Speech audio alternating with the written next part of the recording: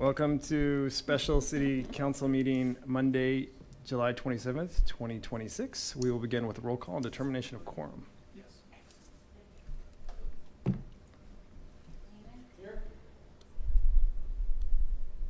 Maher. Here. Roberts. Stroman. Here. Armstrong. Here. Sechrist. Bieberdorf. Tamang. Here. Evans. Meyer. Here. We have a quorum. Thank you. Next, we will proceed with the Pledge of Allegiance. If you're able and willing, please stand. I pledge allegiance to the flag of the United States of America and to the republic for which it stands, one nation, under God, indivisible, with liberty and justice for all. Okay, next we will look for adoption of the agenda. Second. Motion by Lehman, second by Stroman. All in favor? Opposed? Agenda is adopted. Next, we will move to general public comment. There are no comments in front of me, so we will open and close that. And next, proceed with non-public hearing items 1 through 3. Number 1 is the 2027 Fire Department budget presentation by Chief Culberson. The floor is yours, sir. Why, thank you. First, thanks for the opportunity to be able to present. One of the things I truly enjoy is talking about our department in this fine, great city. Very proud of the folks that work for us and the service that they provide not only to the city of Rapid City, but to the surrounding community as well. So this is the 2027 budget presentation. This is the second year I've been able to give a presentation to all of you. I'm going to try to be brief enough, but very happy that we have an hour this time. So if you guys all have plenty of questions, I promise I won't take all of that, even though I'm sure I could speak that long. So just like I did last year, I think it's very important to back up and really understand who we are. The Rapid City Fire Department, our mission statement is prepare, prevent, protect. We primarily focus on the efforts of public education and fire prevention and community risk reduction. Should those efforts fail, we are prepared and ready to respond to any and eventual emergency. Those include ambulance transports, structure fire response, wildland fire, hazardous materials response, vehicle extrication, water rescue, both diving and swift water, high angle rescue, regional technical rescue, ARF services, emergency management, and of course our mobile integrated healthcare program. This does not include all the other things we do that include the public education and the prevention and investigation pieces that we do. Really, something I need to bring out is that we're the only fully paid department on this side of the state. Closest next department's 260 miles away. It's either Casper, which is in Wyoming, or Mitchell, Billings, which is even farther, Sioux Falls, you name it. But we are it for this side of the state. So again, going back through a year in review for 2025, I think it's important to show what we do and how we do it. So in 2025, we started the year with 184 employees. That's our current staffing level as of today. We do that through 8 stations. 7 of those are 24/7 response capable.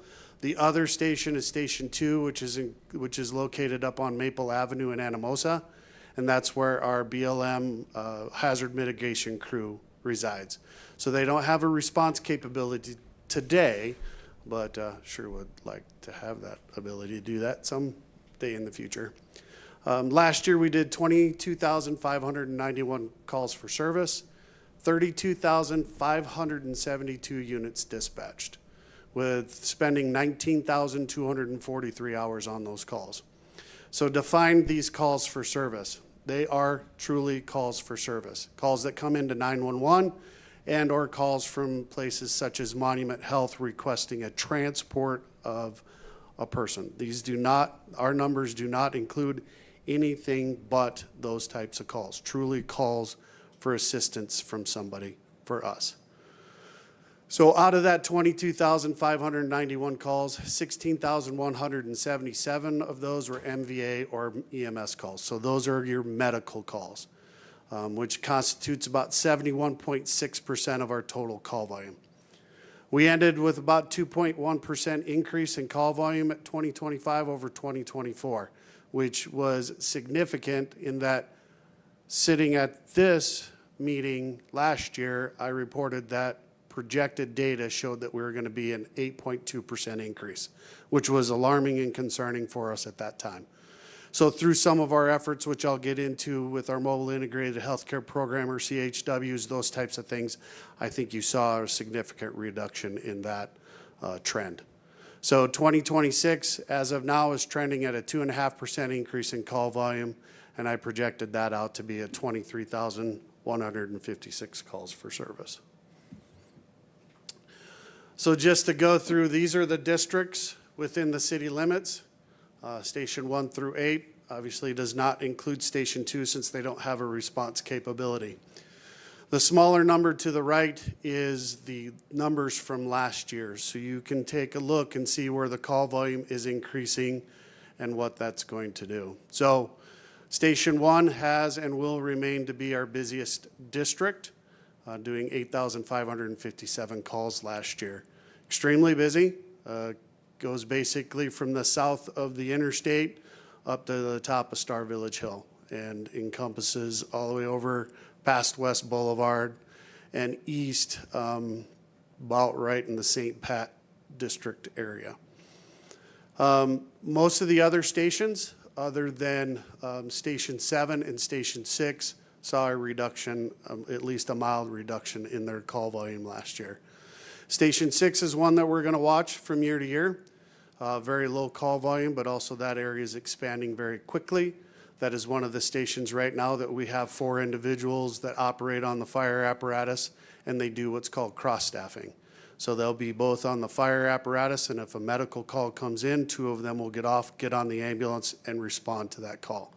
At some point, we will have to make a transition from that and start moving to a fully staffed station up there. But that's a little bit away at this point. Everybody's curious about the county responses. 2,623 calls outside of the city of Rapid City. You can see the biggest one is Box Elder, with Rapid Valley coming in a distant second.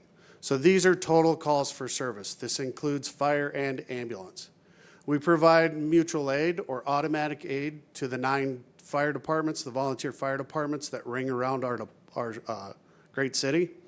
So that means if they have a structure fire, we will automatically send 1 apparatus out there and a battalion chief. So that includes those numbers right there. Most of these calls obviously will be medical calls in those districts, and hence why we're talking about some of the things we are about county and ambulance response.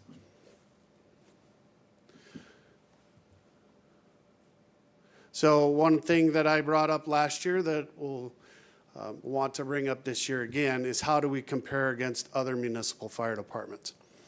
It's very important to understand how busy our folks are. Things have not changed in a great amount of time.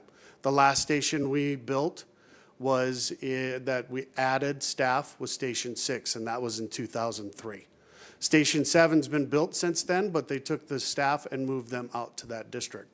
So we've stayed the same basic response as far as fire response staffing since 2003.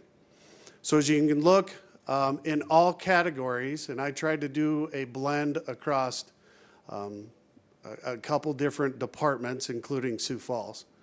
0.26 calls per citizen, where you go anywhere from 0.13 up to down to 0.074 calls per citizen in Sioux Falls. So we do more calls per citizen, more calls per firefighter, and we average 3,000 plus calls per station. That 3,227 is significant. Several studies we've had done, and the most recent, one of the most recent ones calls out 3,000 calls for service. In there it states that as a unit or a station approaches that 3,000 calls per service, they become unreliable for the next call in that district. So once we crest over that, they become unreliable to be able to respond to that next call within their district. So that's extremely important to look at and a number to look at. Our folks are busy. We ask a lot of them for what they do. We ask them to be extremely busy compared to other departments and similar. So Lawrence and Douglas County, Kansas, and the Rogers, Arkansas, those are highlighted with a red asterisk because they do transport EMS also. So it's interesting to take a look at that data as far as it pertains to them with a same type look. So we'll jump right into the budget. I want to start with the hazard mitigation. So this is an extremely successful program. This is the vast majority of this budget is grant funded, but it is a separate cost center, and we would like it to keep it that way.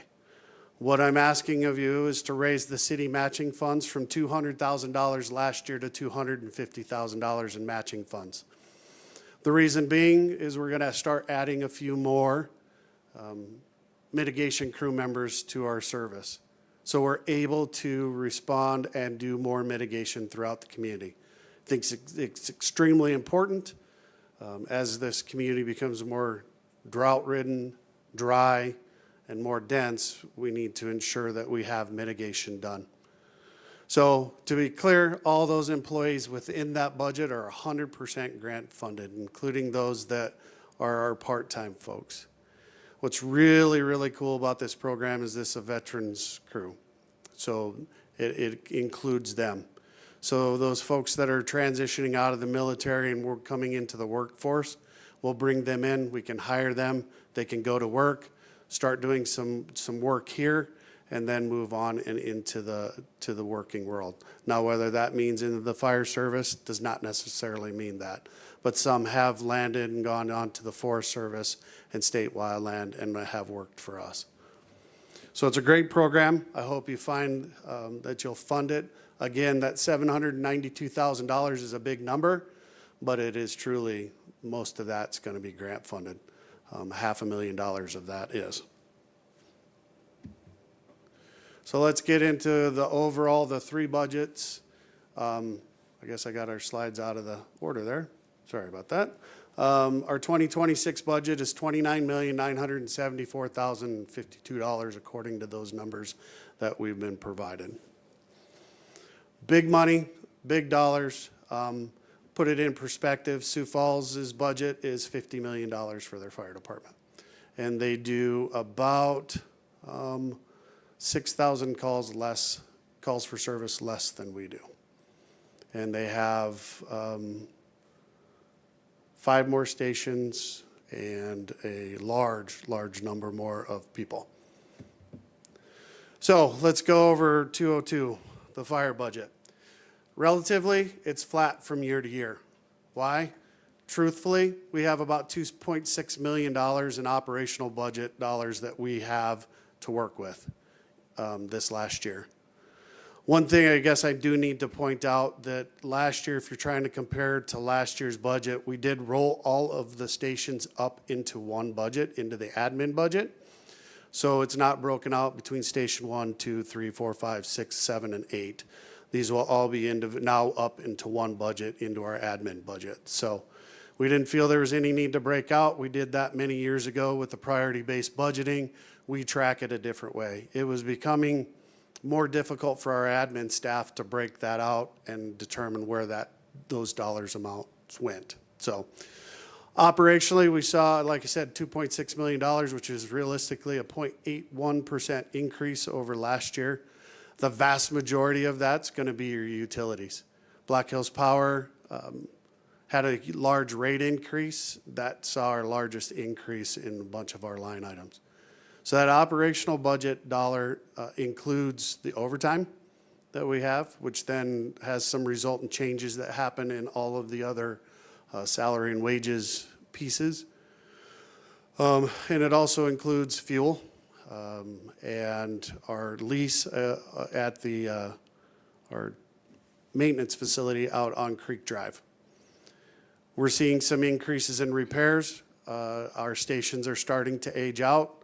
They're starting to get older. They need some work being done. Some of our vehicles need some more work because we run them a lot.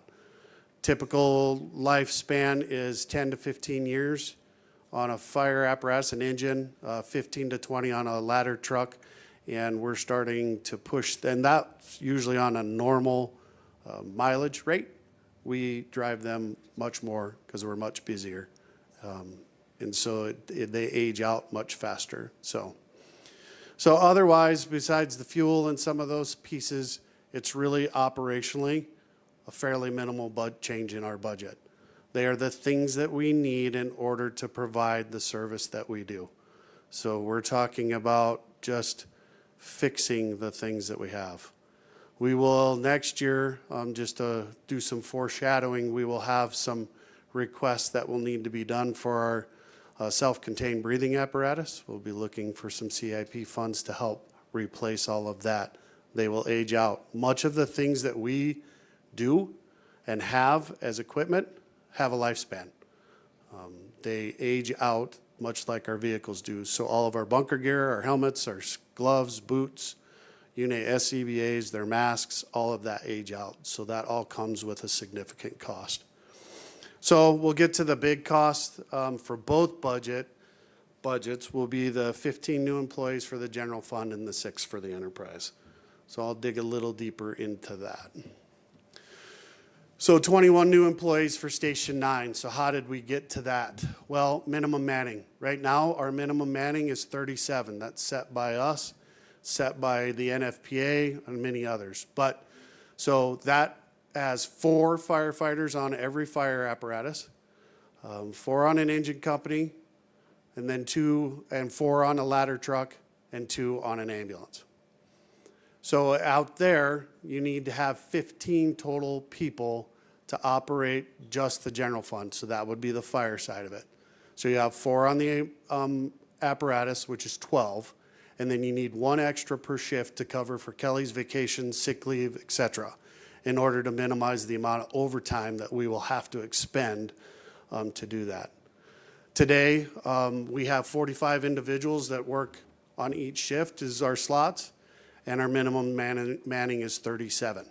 So yeah, we do have more than we would minimum. Otherwise, if we have the minimum number all the time, we're gonna be overtime all the time. And I'll get into a little bit of that. That the new generations, they've seen a shift in their priorities. Back in my day when we first started, overtime was something you coveted that didn't happen very often. And so we constantly were fighting over it. There's rules in our department. There's administrative rules in our department as it pertains to overtime because it was so sought after. That's not the case anymore. We have some union leadership in the back because they wanted to hear the presentation along with you, that they will tell you, these folks, they're not wanting to do the overtime as much as they used to. And I can't blame them. It's family first. They want to be there with their family and do things outside of work. The job we do is difficult, and so to have that time away, to be able to recharge and rest and be able to come back and do the job again is extremely important. So we went to the 4-man engine company in 2015. We applied for a SAFER grant back then to push from the 3-man engine company to 4. We were successful in that SAFER grant, and we've been at 4 since that time. The reason why we were successful, the SAFER grant, NFPA 1710 is a nationally recognized standard that defines the minimum deployment, staffing, and operational requirements for paid firefighters or fire departments. They have several things in there that you try to follow. First arriving engine company must be staffed with a minimum of 4 firefighters and arrive within 4 minutes of dispatch 90% of the time. Full complement of 15 to 17 people within 10 minutes and 30 seconds for a single family residential structure. If we talk about a large commercial structure, it's going to be pretty tough for us to make it to that full complement if we truly follow NFPA. So we try our best to do that. So one of these things we want is make sure to maintain is the four-man engine company. Changing that staffing model from 4 to 3 will significantly change the operations of this department. It will require us then to make sure we send another full engine to that structure fire, which then will take that away from the rest of the city in order to do any other response beyond that initial alarm. You think that what's interesting is that's happening a lot. We have multiple fires going on at one time. That's happened multiple times yet this year. As I was coming down here, Chief Pavandra, our new deputy chief, is not here because our battalion chief is down on a wildland fire, and he went out to a structure fire out west of town. So we're busy, and we need those units to be there. Next thing I'll give you as proof why we need to maintain that 4 is the National Institute of Standards, or NIST, did a study on 2, 3, 4, and 5-person engine companies, and they found that 4-person crews completed critical fireground tasks 25 to 30% faster than a 3-person crew. The other part is a 3-person crew, they get exhausted fast.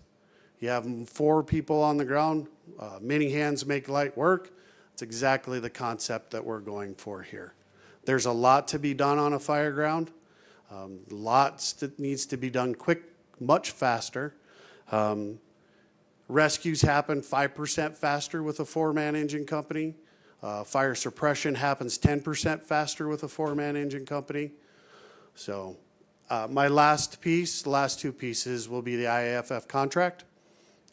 Within that contract, it states the normal complement of personnel on an engine or truck company is 4 personnel, comprised of 1 officer and 3 firefighters. And finally, ISO. ISO, when we went in 2015 for the 4-man engine company, one of the reasons we went that route was because of ISO and the number of staff we didn't have in order to continue to provide that level of service and maintain our Class 2 ISO rating. Yes, ma'am.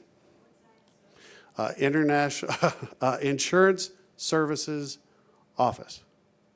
They are the ones that basically set the risk for your community as it relates to insurance.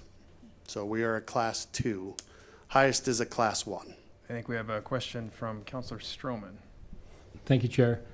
Chief, do all of these stations currently have sufficient personnel, i.e. 4 personnel per machines, the staffing requirement to keep up with the NFPA standards, or we have some that are short, or are we? Short answer to that question is yes. We have 4 on each fire apparatus. We have 2 stations that do the cross-staffing piece. There are lower call volume stations, so if they have a medical fire call, all 4 go, as long as the ambulance is not out. But if there's a medical call comes in, 2 of them come off the fire apparatus and will go on the ambulance. It's how we've been able to mitigate some of the issues we've had without being able to get the extra staffing that we've needed. Okay. And can I ask one more question? I will, sir. How do the current, what's the status of the current discussions with the county regarding? I'll get to that okay. later in my presentation. So I've right. got all that in there. So, yeah. So additional staffing. Excuse me, Chief. Yeah. Councilor Maher would like to weigh in. Sure. Yeah, Chief, I've been contacted by a retired captain about the West Side Station only being staffed with 4 people. So if an ambulance call comes in and 2 go out on the ambulance, Yep. how then the fire call comes in, you don't have 4. Correct. And is there another station that's put on alert, like if the truck may have to come from another station? Yeah, absolutely. So that's how we operate throughout the city. Exactly what I've been stating is the cross-staffing. So 4-man engine company, so if the structure fire, they hopefully can go out as 4 unless there's an ambulance call. then 2 of them are going to be out. So those 2 will respond on the fire apparatus, and then the next due apparatus will come in. Ideally, yep, we need 6 more people for each one of those stations to get that to be 4 strictly on that fire apparatus, and then have 2 on an ambulance. So what happens, so I know there's sometimes, depending on the nature of the 911 call, the fire truck goes with the ambulance. Yep. So how do you do that? You just have 2 people in the truck then? Mm-hmm. Correct. So though, in that case, a lot of times, station 5 or 6, they'll respond 2 in the fire apparatus, 2 in an ambulance. Okay, thank you. And if they need further assistance with more manpower, they'll request another unit. Please Good. continue, sir. Okay. So some more justification on why the 15. The 15 out of Station 9 will decrease the response time, making faster care, more units available as our community continues to grow. We're positioned well for the future growth towards the airport. Also will, as you saw, Station 1 and 4 and 7 are second, are 1, 2, and 3 highest call volume locations. So Station 9 will start breaking that apart. That Station 9 will redistrict both 7 and 4 and 1's district in order to take some of that call volume away from there. I remember I talked about the 3,000 calls for service and unreliability. What's interesting is using our 2025 numbers, call for service numbers, by adding Station 9. That drops us down to 110 calls per firefighter, and then drops per station down to 2,824 calls per station. So gets us below that 3,000 call limit that we shoot for. Any questions on that portion of the staffing before I move on to ambulance? I will move to Laura Armstrong. Thank you. Chief, could you define what cross-staffing is, like specifically? I think we get a concept of that, but if for the people watching, those returning to council, if you could refresh our memories and, Okay. and educate us on that, that would be beneficial. Yeah, Thank you. the definition is how it approaches. So every member on our department is what's called, I'm gonna really try not to confuse you. So everybody's cross-trained. So everybody other than our peak load ambulances and our mobile integrated healthcare program, all of those that operate 24 hours a day are cross-trained. So they're both a firefighter and an EMS provider. So at a minimum, an EMT, an advanced EMT is the next, or a paramedic. So the 3 years ago, we made the change where everybody will eventually have to be an advanced EMT within their first 4 years of working here, so an advanced provider, regardless. So they're cross-trained. So cross-staffing is you are going to staff the vehicles that are in your house with the existing people, personnel. So 4 personnel on an engine, whatever apparatus are in there, that's what you're going to staff all of those vehicles, an ambulance or a wildland truck. Every station has at a minimum those. So they will have, so if a wildland fire comes out, 2 will come off the engine and go on that wildland rig, also at a minimum.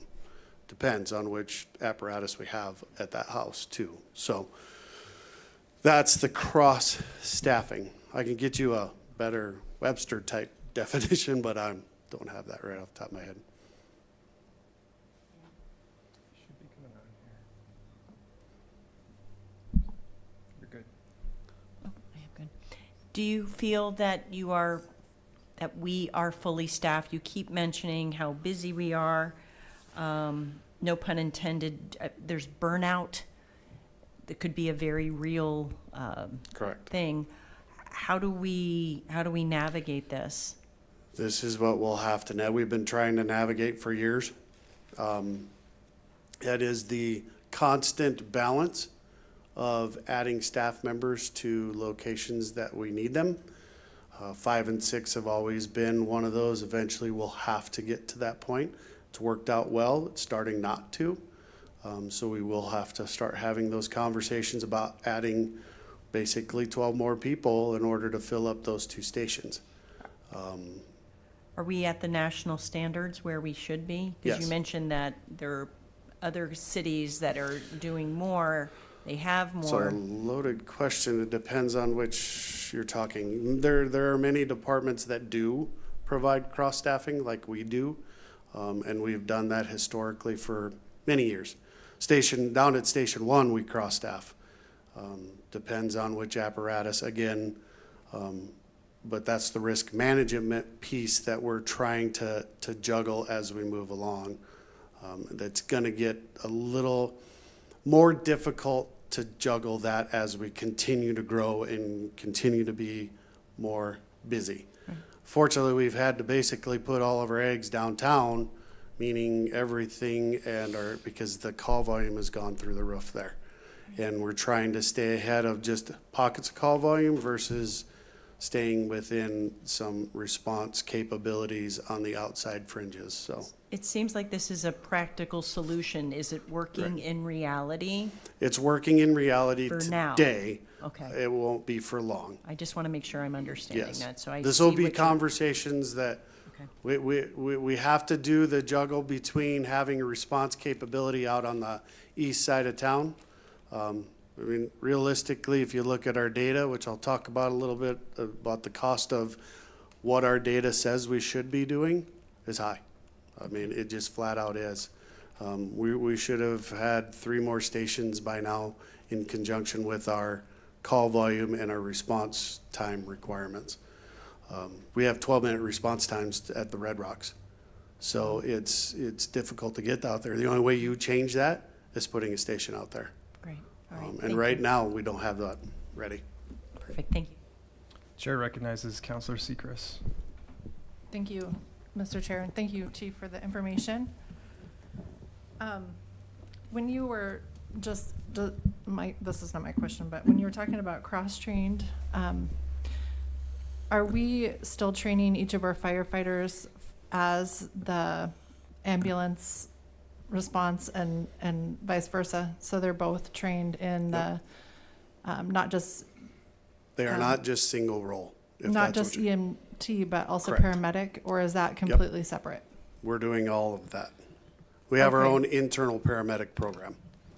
Oh, okay. So that's kind of in response to the WDT loss of their program? Yeah, that goes back to 2013. We were having some issues with them being able to provide that level of education. So we started our own paramedic program, and we're accredited through COA, MSP, and KHAB, so. So in addition to all of our firefighters being trained as EMTs, they're also being trained as a paramedic? They sure can be. We don't make, the paramedics not mandatory, but the advanced EMT is. So Oh, okay. all of our folks will become an advanced EMT sometime within their first 4 years of working here. And so out of the 184 positions, how many of those are active firefighters and EMTs? Yeah, you're really gonna make me work for that. I'd have to subtract out, I'll have to get you the exact number. We have about 25 admin staff. Well, that's not even true. We've got, realistically, I gotta go through this every time. Because here's the problem. You asked that question, but our mobile medics are all paramedics.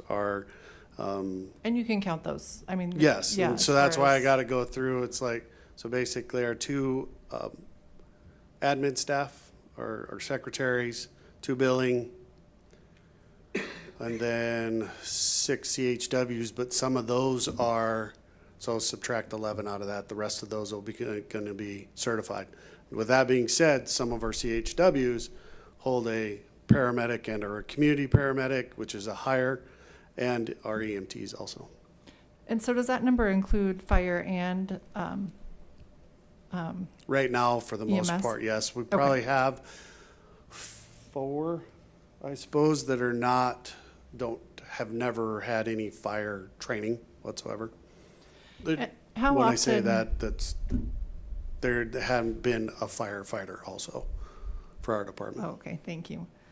How often are we sending an engine out with an ambulance per call? that I don't have the exact data for, but significantly less than ever before. We have what's called priority dispatch. So when you call 911, you give them what the problem is. They ask you a bunch of questions in order to get down to determine what level of service you need to be provided. And then we've went through on the backside and built that protocol out on who goes. So it depends. And that's When great. when both of those go, it's usually bad, or they need a lot of resources, like a cardiac arrest. You need many hands to be able to perform a cardiac arrest. Makes sense. I think that's great that that's been changed and not just That was every long. single time. That was probably 2007, 8 when we started doing a bunch of that. And it's just improved over time.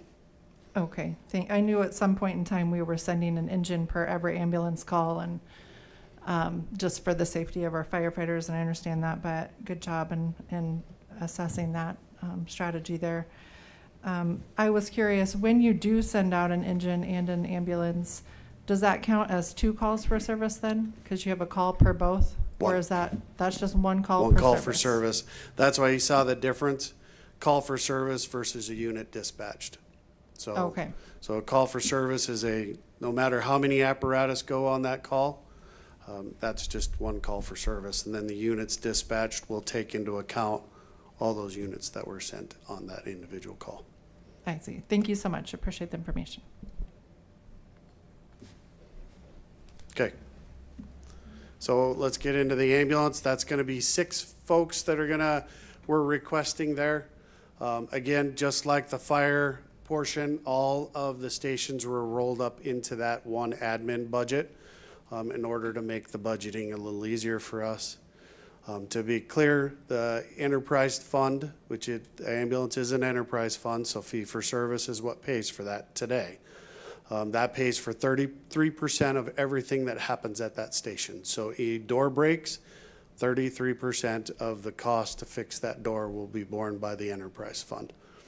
It's what we set up many years ago in order to try to make it a little more equitable across the enterprise fund into the general fund.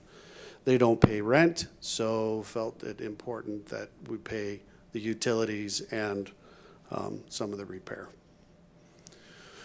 The ambulance basically, other than the wages and benefits and the associated costs that we have with the addition in Station 9 and the folks there, we're going to have increased disposable supplies, increased due to the call volume and just adding another unit. So we've added in there's a fair jump in that budget, but we added in an ambulance in order to try to purchase that. But let's be clear, with the enterprise fund, it's just like your checking account. At the end of the year, you don't have the revenue in order to support that purchase of a $150,000 ambulance or whatever. We aren't going to get it. So we'll have to find different ways of doing that and purchasing that equipment. We're also looking at some different ways of new revenue to deal with some of the rising costs. As you all know, the conversations with the county, which I'll get into next. Before I do that, the revenue side of that, at some point, we're going to have a conversation about not about the revenue, but about the call volume for our fire apparatus. We do what's called a lift assist, and we're going to nursing homes or assisted living centers where they have a no lift policy, and our firefighters are having to go in there to pick folks up off the ground to assist them. It's becoming more and more of a problem that we're probably going to have to talk about a fee in order to do that level of service at a location. So just something to keep in the back of your mind as we talk about revenue. So outside city limits response, I came to you guys late last year discussing the letter I was sending to all of our folks that we respond to outside of the city limits. And we've been working on that since that time. Custer County, I am glad and happy to report that Custer County had a vote this last year in June, or just in June, to set up their ambulance taxing district, and that was successful by 82% of the voting population down there.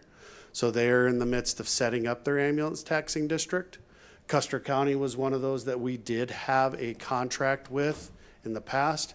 It was only for $2,000 that they paid us from 2007 until today, in order to respond all the way down to Buffalo Gap, basically, and over to Red Shirt Table. So it was a wide swath. So we're excited about that. I think we'll get in a good place with them. I'll just go down the line. Meade County, I've had some great conversations with them and the Meade County Commissioners. They're a little bit behind everybody else at this point. They're looking at doing some different things. Quite honestly, I'm not sure which way Meade County is going to go. They may elect to go with another ambulance service at some point, which is wholly fine. That they can find service. Piedmont Ambulance operates up there, and they operate on minimal funds. So if they can get their district a little larger and either add funding so they can pay more than $14 an hour for a highly qualified paramedic or EMT, that would be great, and their level of service should go up significantly. Somerset, I just got requested to renew the contract at the new contract price for next year, just this last Friday, which I have agreed to, so that contract will be coming forward. But I believe they'll probably move forward with Piedmont after that. They're trying to wait for Meade County and what they're going to do. Meade County's discussed about putting together a countywide ambulance taxing district, which may just happen. But we'll see. And they may end up contracting with us. Box Elder had some great conversations with their new city manager. They are fully on board wanting to move forward with a contract with us this next year. We've talked about funding at least a portion until they can figure out their taxing district or how they're going to structure it. They're wanting it to match basically their fire protection district because they're making some changes on that side of it also. Growing community, they're having to make some big changes within their community as it pertains to public safety. So I foresee some of that moving along pretty quickly.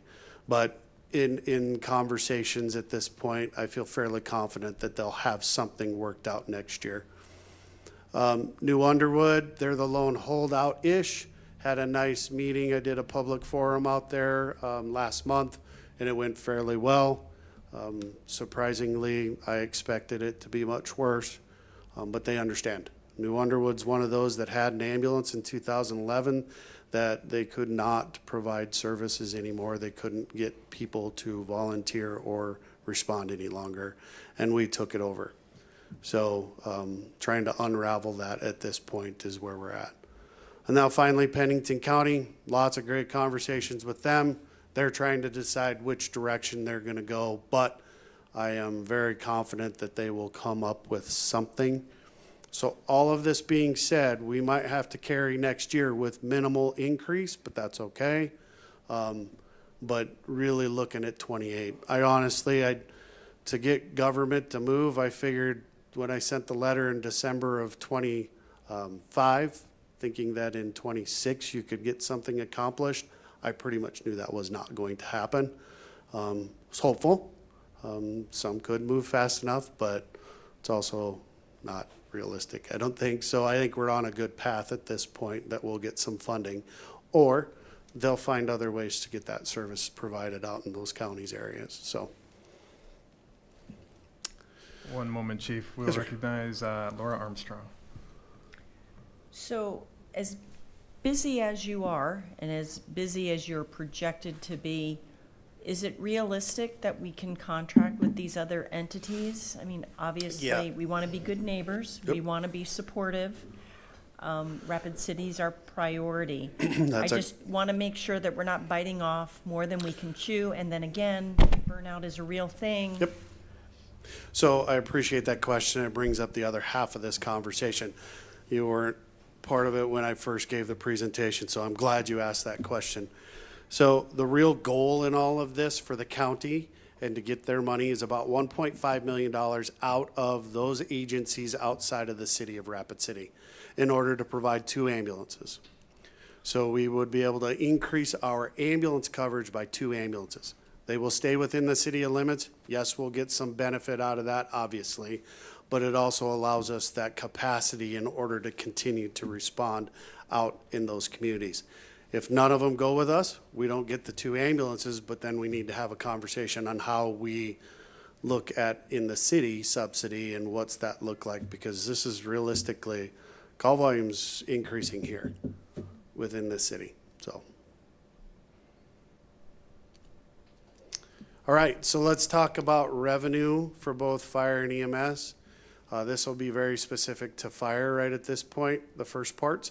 Current federal grants, we do the wildland, which is the BLM, we do Western states, so those will maintain, they will continue to maintain. I don't foresee any of that changing whatsoever.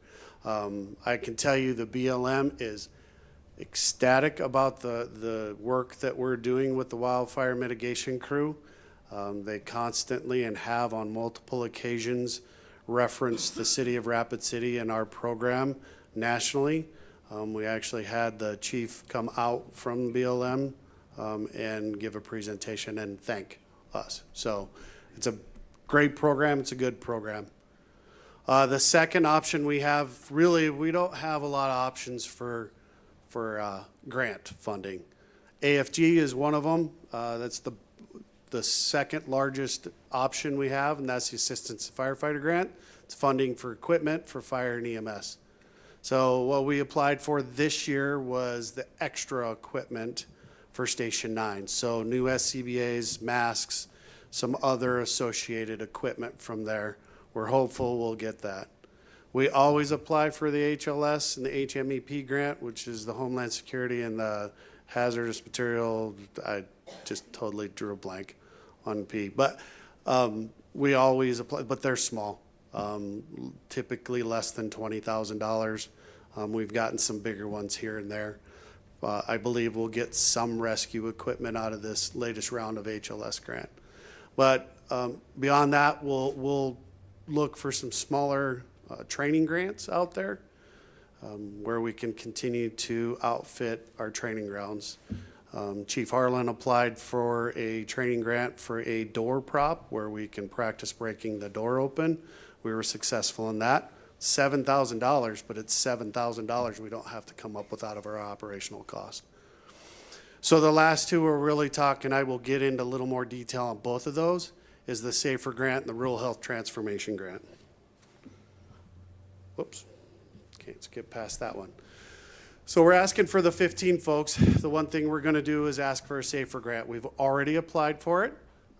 There was assumptions made between myself, Daniel, and Jamie that if we're gonna ask for 15 individuals that you would want us to apply for this SAFER grant, and if awarded, you'd probably accept it. So we went forward with the application. It's the Staffing for Adequate Fire and Emergency Response. We're initially gonna ask for 21, but we've been unsuccessful the last couple of times because we have added ambulance folks in there. They say that that's acceptable, but the previous time the last 2 times we've received a SAFER grant, it was very fire specific and 1710 compliance. So we requested the 15 to maintain that compliance.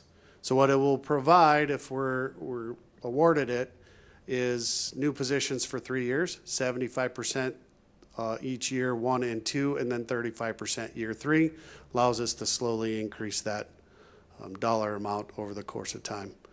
The unfortunate thing is we won't have a decision about it till later this summer. Quite honestly, I don't think we'll find out about it until after you have all ratified the budget.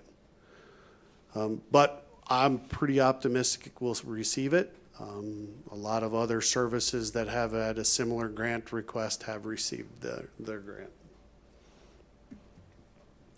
So the Rural Health Transformation Grant, I'll try to go quickly because I know I'm running out of time, but CHWs and mobile medic success. So we've had a ton and just a bunch of success on our CHWs and mobile medics. The combination of services that we provide have held call volume down for our fire department. And when I talk about our CHWs and mobile medics, I'm gonna give a shout out to our brothers over here in the PD. the Quality of Life Unit, and also the Park Rangers.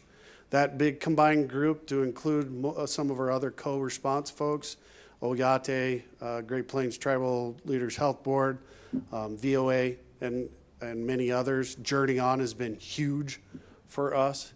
Need to give a shout out to them. So that whole bucket of how we approach this has made a significant impact. But our Rural Health Transformation Grant, we shot big. One of the big things that they wanted to do is a regionalization of the CHW programs, because we've seen some success in it. So that's what we're trying to do. We're not trying to take over and make sure we spread this out, but our service that we provide with our CHWs is within the city limits. But many of these same patients live in Rapid Valley, they live in Box Elder, they live in Blackhawk, they live in Whispering Pines, etc. So we're trying to take a regional expansion to this. Much like we do many of our education programs, that's a huge piece of this. Try to make sure we're able to educate our community healthcare workers and regionally start educating community healthcare workers so they can go out and provide the service throughout other communities. So for us, with the big grant request, we're asking for 5 CHWs and 2 licensed addiction counselors. The equipment, the vehicles, the training, everything. Even to add on a workforce development coordinator in order to provide that CHW training. And the other half of this is train our existing mobile medics to be community paramedics, and then continue on that with some of our other paramedics throughout our service. Why that's important is we can bill for both CHWs, the licensed addiction counselors, and the community paramedics for non-transport work that they do. So they're able to help provide a level of care and service to individuals where they're at. So whether they're at home, they're down by the creek, they're at the here, no matter where, and then if we can bill for some of those services. And that's becoming more prevalent throughout the country, not just with Medicaid, but with other payers also. We did apply for a second grant, somewhat similar, and we're trying to get one or the other. We shot big with the regional grant, but we also did a local request for just Rapid City, which included 3 CHWs and 1 licensed addiction counselor. We'll continue to provide our mobile medics. We'll do the training for mobile medics to community paramedic also, because we found that we need to do that.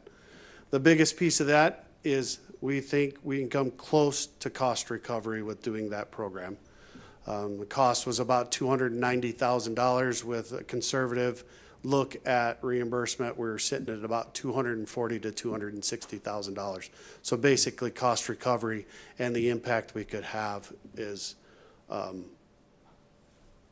show you. We did a DOJ grant to increase our mobile medics, which eventually would be community paramedics. So this is what we're talking about, the impact. When I talk about the CHWs, there is a significant impact between CHWs, mobile medics, quality of life, and those folks that are hitting it right here, right now. So super utilizers, patients that we see 10 plus times or greater. We had a high of 80 people that we saw 10 times or more. With the highest number, one gentleman, we saw 80 times. So in that 2022 to 2025, we saw a 63% reduction in that super utilizer usage. I will tell you that was one of the main goals back when I started the mobile medic program in 2013. It was a program trying to reduce that super utilizer, our frequent flyers, our reward zone members, whatever you want to call them. There are folks that use that service multiple times. And now we have some tools in order to take care of that. Where you see that big jump and that big drop, what'd we add? Community health, along with the mobile medics, community health care workers, and Journey On. Huge change and a huge drop in that utilization. So I can go through challenges and all that stuff, but I know you guys, we've talked about some of this stuff. I do bring up many of those about cross-staffing and bringing back in those folks. So we haven't added until hopefully Station 9, if you guys approve that. We haven't added a 24-hour ambulance since 2009. We have no new stations with additional staffing since 2003. So Station 9 is going to help on many, many, many fronts. Recruitment's becoming more and more difficult, changing work life, changing how people approach their job and what they do.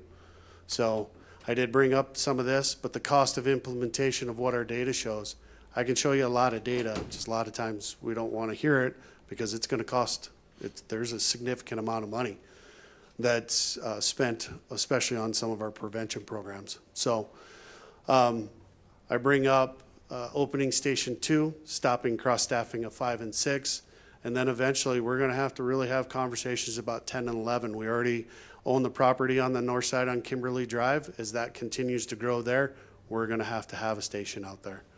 So in my perfect world, I'd like to be able to plan for stations and staffing like we plan for our large vehicles. It's there. It's in CAP. I know it's coming. I'm very jealous of Sioux Falls. He knows exactly when his next two stations are coming. They're already in works to do Station 13. And you already saw what they do as far as call volume. So very jealous of them.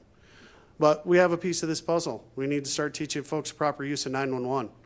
I mean, it's not just to utilize it for your primary care provider. It needs to be an emergency unit, period. So go over some things that if we had to cut, but I can talk about those if you have questions. So. Thank you, Chief. Any questions from the council? I will say one thing that I want to kind of leave you with. Our department is efficient. It's lean. It's high functioning. We do a great job. I think we give a great value to this community, and even providing and adding Station 9, that value is still there. It actually increases and makes it better.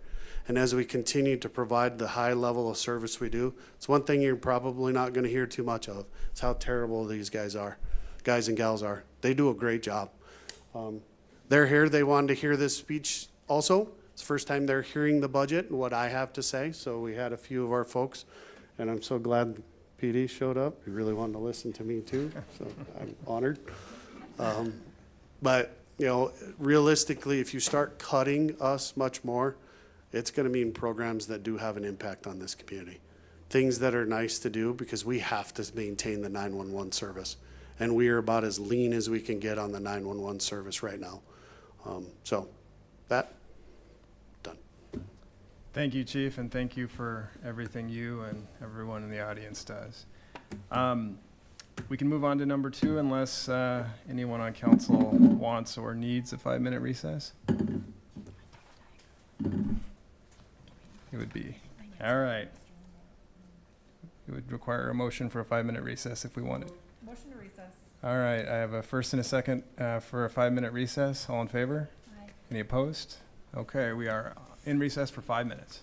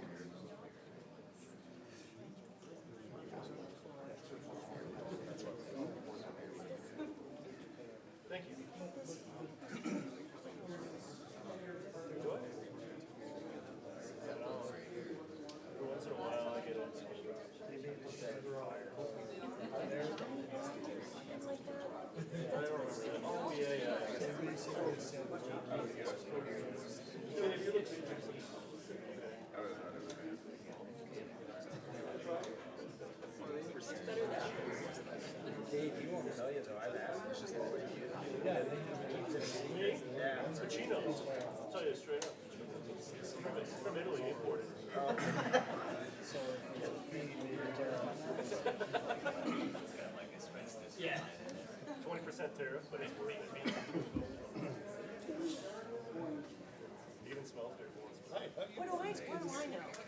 Okay, okay.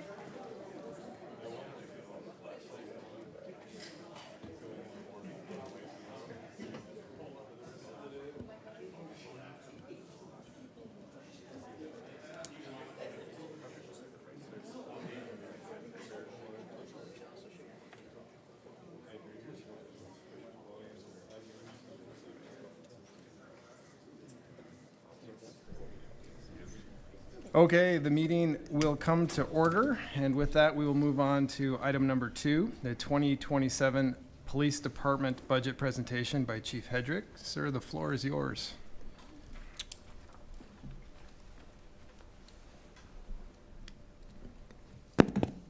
All right.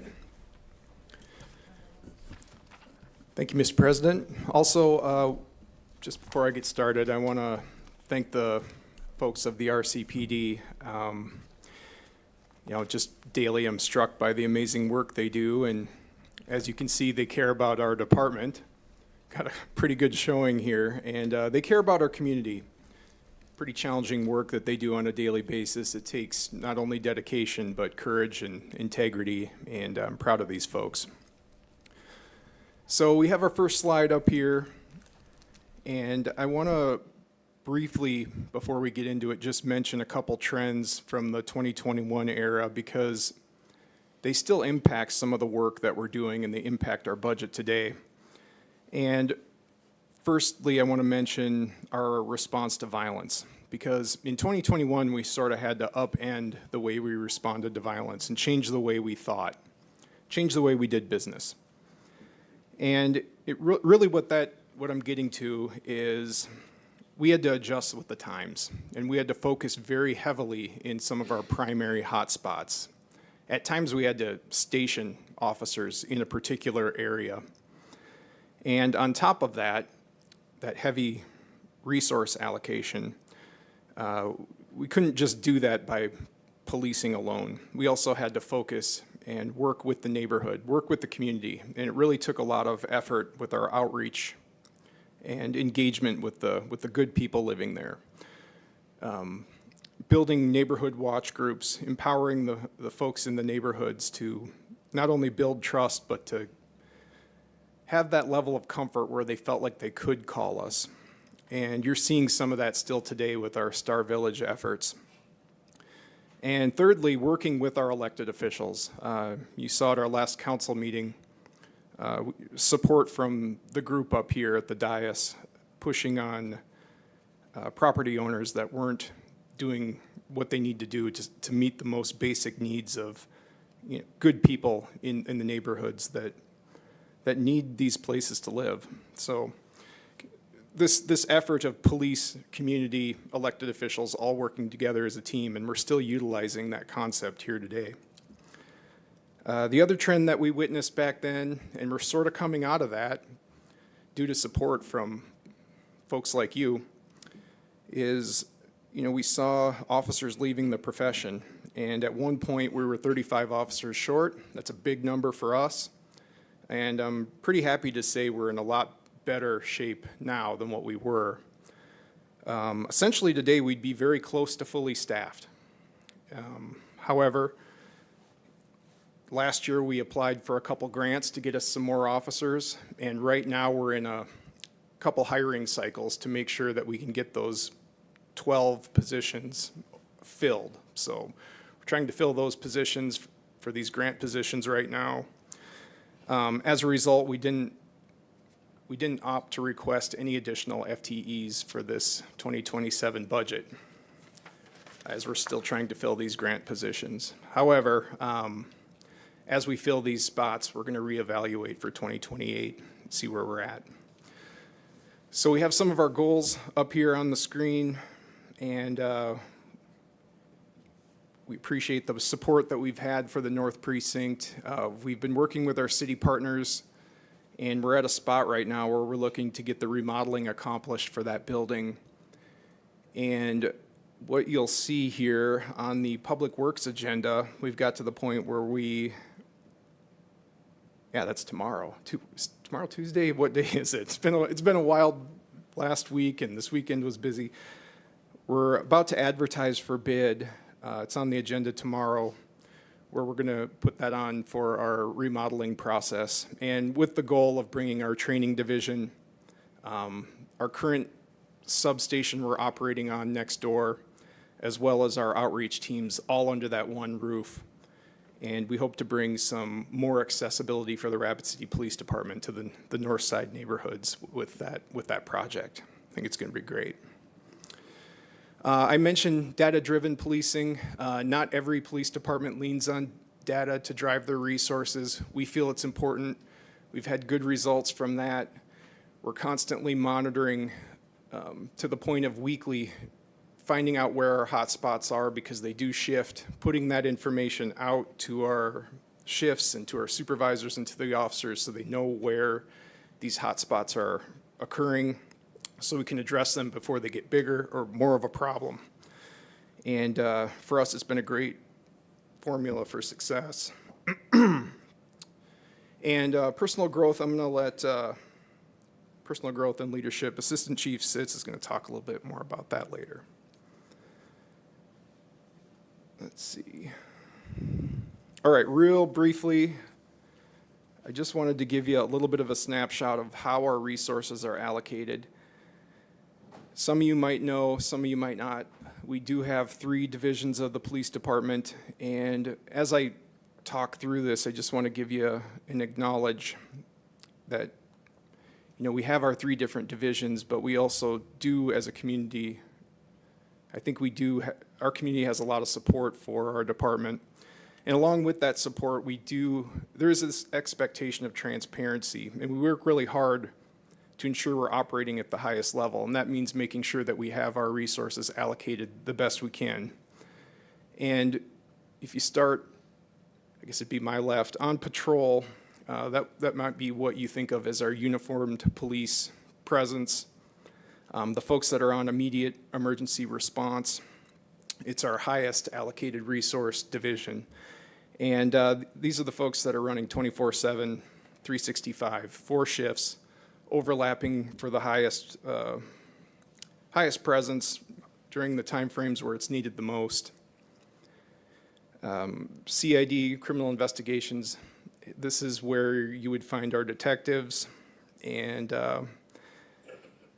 not only are detectives kind of broke up into specialty units, but this also includes the task force that we're a part of. And we leverage those task force with other investigative entities. So, for example, we have units that are made up of multiple agencies that work together as an efficiency. So our Internet Crimes Against Children, for example, is made up of units from the Sheriff's Office, state investigators, all working together to be a force multiplier on crimes such as that.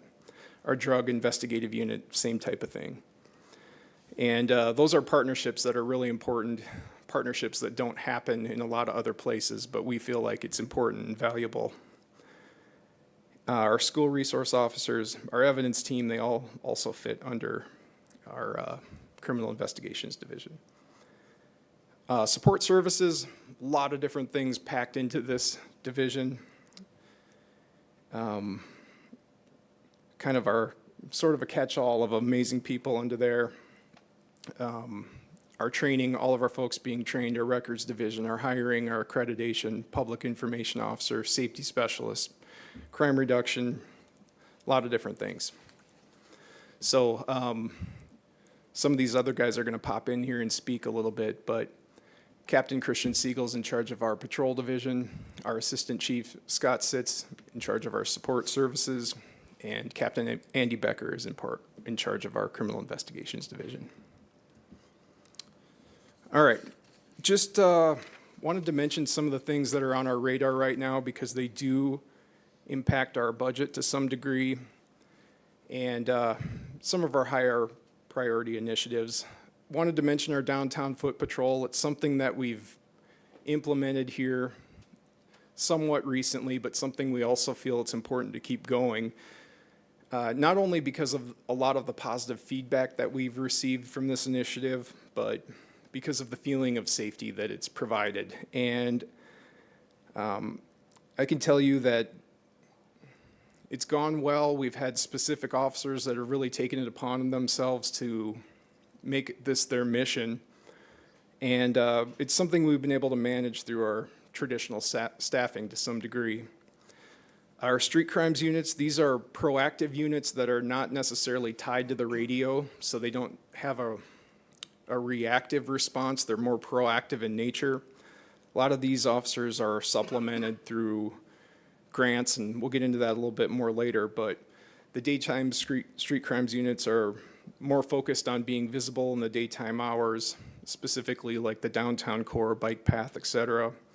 Our evening street crimes are more focused on the hot spots, high crime areas, places where violence is occurring, trying to engage in addressing where the guns, drugs, violence, et cetera, is occurring.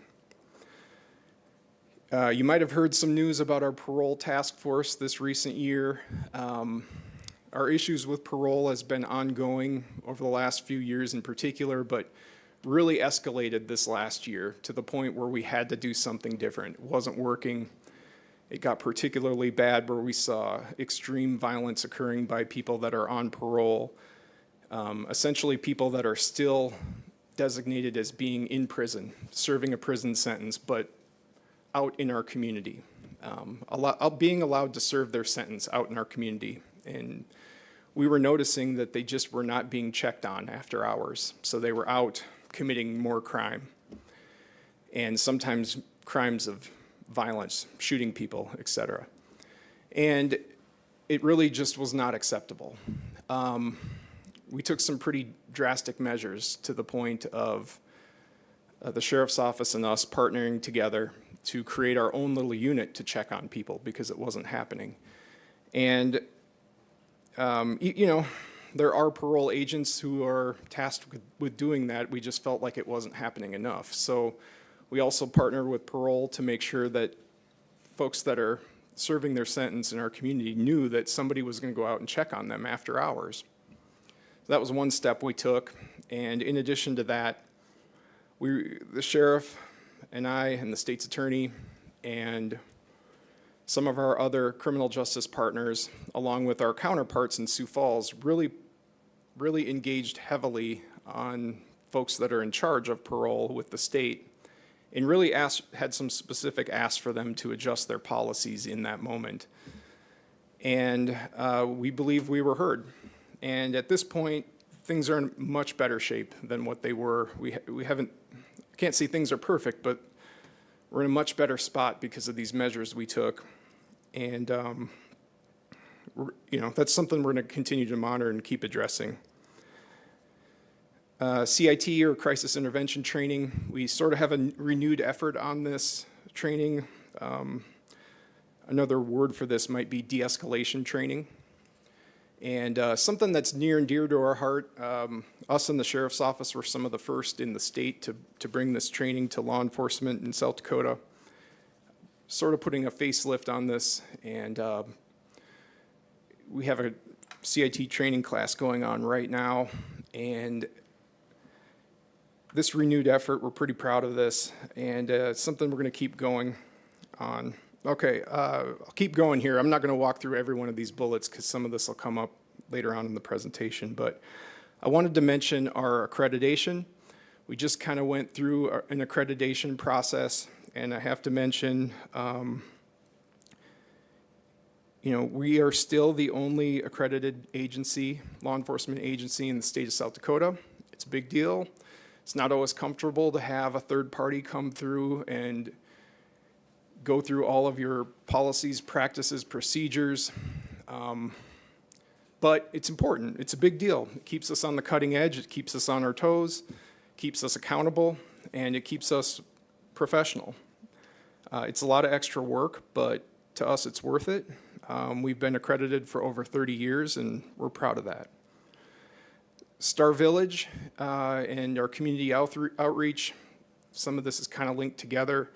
I think what I just wanted to note in addition is there's a lot of opportunities upcoming to get involved if you wanted to. Saw Jamie is here somewhere. If you were interested in getting involved in any of that, she sent me a really lengthy list of some of the upcoming events. I or she or any of us would be happy to send you some of those events if you wanted to pop your head in. I know it makes a difference to the folks living there when they see leaders like yourself pop in, and I know some of you have in the past, so thank you for that. But just holler if you have interest, or we could just send it anyways for awareness too. I'll talk about traffic enforcement later. Excuse me, Chief. Yes. Chair recognizes Councilor Armstrong. Yes, ma'am. Well, you mentioned you're going to talk about traffic enforcement later, Yes. so Okay. I'll pipe in at that time. Perfect. Yeah, or yes, I do have a little bit more I was going to add on that, and I'll circle back around to you for sure. I wanted to just touch on, I'm sure the fire chief mentioned this, but our historic new collaboration with the fire department and Fire Station 9. You know, I suppose in theory, the fire department could have a building and the police department could have their own separate building, but we all know buildings are expensive. And for us, it just only makes sense for us to work together. We have a great working relationship, and for us, having some office space with them only seems to make sense. And this is like history in the making. It's pretty cool. For us, we've partnered with the sheriff's office for many, many years. And, you know, for all of us here at the table to be a part of this historic collaboration, I think it's awesome. Okay, our quality of life unit. Another opportunity for us to collaborate with the fire department. We've recently been presented with an opportunity to have some training provided by the fire department potentially here in the future. And I don't know, did you go into this at all, Fire Chief? A little bit? Okay, so sounding like the fire department is looking to receive the ability to obtain some community health worker training. Also, then they'd have the ability to train our quality of life unit to have some of this training. We're working through some of the details here in the future. Might give us the opportunity to then have that understanding as to what community health workers do, an understanding of all that, give our quality of life unit some additional tools in their tool belt, and thereby could also provide the city with some opportunities to have some Medicaid support there as well on the back end. So we're looking hard into all of that, and you know, only strengthens our ability to collaborate further with the fire department like we already do with our co-response. We do have a little bit of restructuring that we're looking at here with our criminal investigations division, and Captain Andy Becker here is going to give a little brief on that. Thank you. Yeah, so as you can tell, CUNET Supervision, that's the Unified Narcotic Enforcement Team. That is one of the groups that is a multi-agency task force that we have here in Rapid City in western South Dakota and serve other counties. Typically, that group has always been supervised by either a Pennington County sergeant or a Rapid City Police Department sergeant. Pennington County has supervised that division now since 2018. In 2022, I know the chief talked about when we were several officers down, it was our turn in 2022 to take over supervision of UNET. However, we were really not in a position to be able to do that by taking another person out of patrol, promoting a sergeant, and moving them over to UNET. So at that time, Pennington County Sheriff's Office agreed to continue to supervise UNET. Thad Mason has done a nice job of doing that. So good that he's now been promoted to lieutenant for the Pennington County Sheriff's Office, so he will be coming out of UNET again. now it is our turn to take over that supervision. So we're working on a process right now to get that sergeant identified to go over and lead that division. There's been a few changes too with the sexual assault and child abuse investigations. Currently, the way that is structured is we have 2 detectives. That is their primary work is to handle those investigations, and they work under the Pennington County Sheriff's Office. They're in-house, they're all on the 3rd floor. However, a supervisor from the Pennington County Sheriff's Office oversees the sexual assault, child abuse investigations. They're also going through some sort of restructuring of that, and we're going to kind of treat those cases like we do our property and our major cases, our people crimes and our property crimes, where the Pennington County Sheriff's Office will handle the cases in their county, and the Rapid City Police Department will handle all of the Rapid City cases that occur for those. So with that addition, because of the type of cases they are, they need, that oversight, they need direct supervision. So we will be looking at adding a sergeant who will be the sexual assault child abuse sergeant for the Rapid City Police Department, and then adding also a couple extra detectives, because obviously we want to make sure that these crimes do get the attention that they deserve and are investigated properly. So it'll be basically a team of 5 in the Rapid City Police Department Criminal Investigations Division for those cases. Chief would like to recognize Counselor Stroman for a question.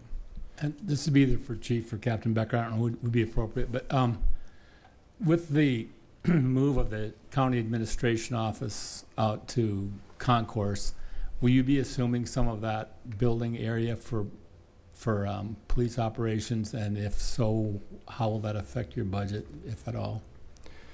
So we're not moving anybody out to Concourse. However, some of our public-facing offices are moving to the current county, or moving over to the building that was their spot over there. So our records division and compliance would be moving over to that spot, then freeing up some of the space that was used for records, for example, would be used for some of our investigative purposes.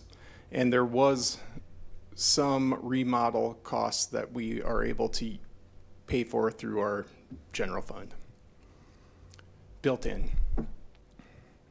Thank you. Yep.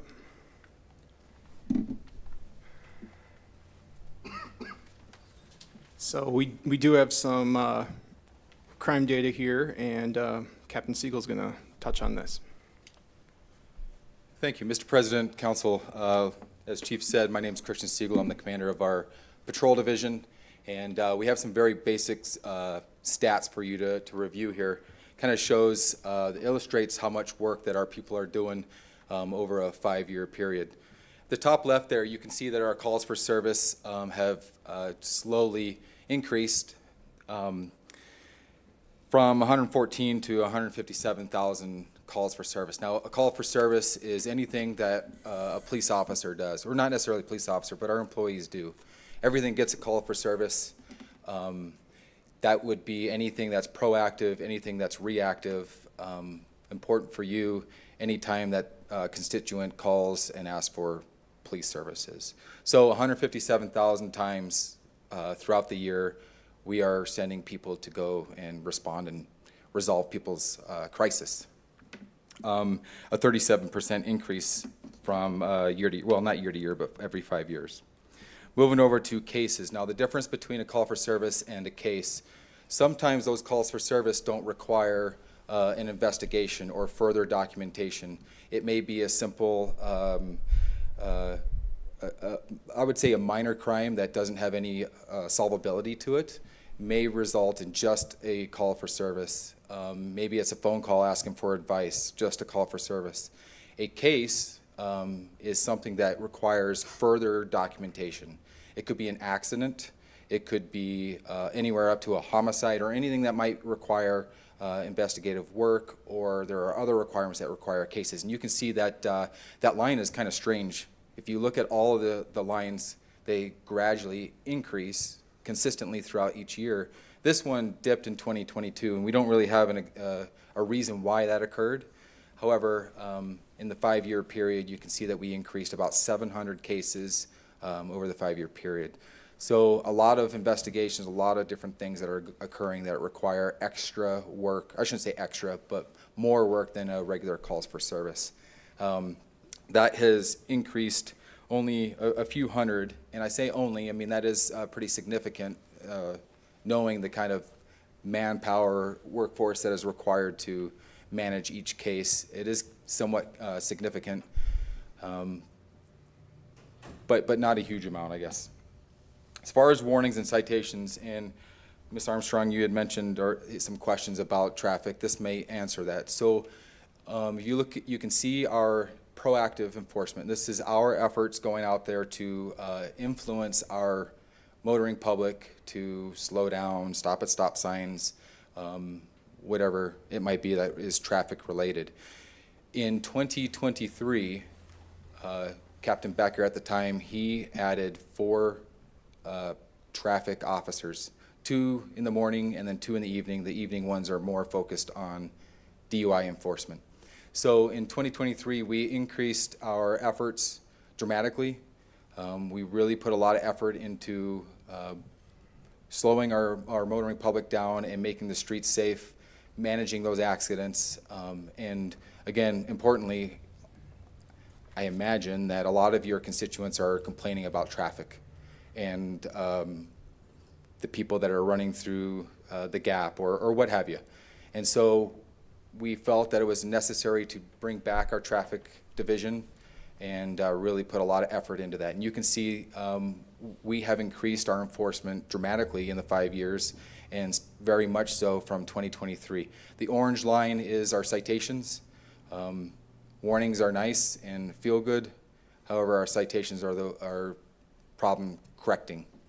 Nobody wants a citation. So, and then arrests, very similar to the calls for service as far as the increase. You can see from the 5-year period, there's about 1,600 extra arrests. Now that could be from an increase in crime, but really when we put 2 police officers out there looking for DUIs and another 2 just strictly out there looking for traffic violations, that in turn turns to arrests, right? We find people with warrants just based on a traffic stop. We find people that are intoxicated. The proactive work out there increased arrests, and so that would explain the increase. So that's about all I have. Chair recognizes Counselor Meyer. Thank you, Mr. Chair. Would you say these trends are comparable to like municipalities across the nation, or? Yeah, with a city like ours that continues to grow, more people coming in, a centralized hub, we have not only growth inside the city, but growth within the region. And we service all those people. We service, we have a large population that come for tourism, and we service all them. They all need calls for, they all have calls for service, a need for police response, and so yes. Thank you. Thank you. Ms. Armstrong, did we get your question answered? Okay. And I would say also that through the use of grants, that's how we've been able to obtain these traffic-focused officers. And I have a slide on grants too that'll touch on it in a little more detail as we move along. So just dialing into a little bit of our specifics, and I know Mr. Lehman had mentioned how he went through this in a little more detail, but you know, I just wanted to mention,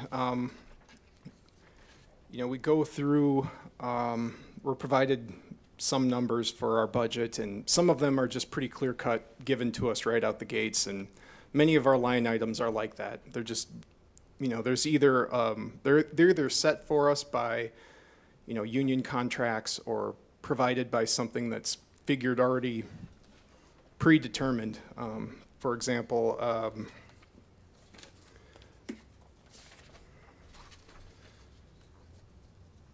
you know, there's formulas to calculate, or, you know, our union contract already has our wages already set up and predetermined.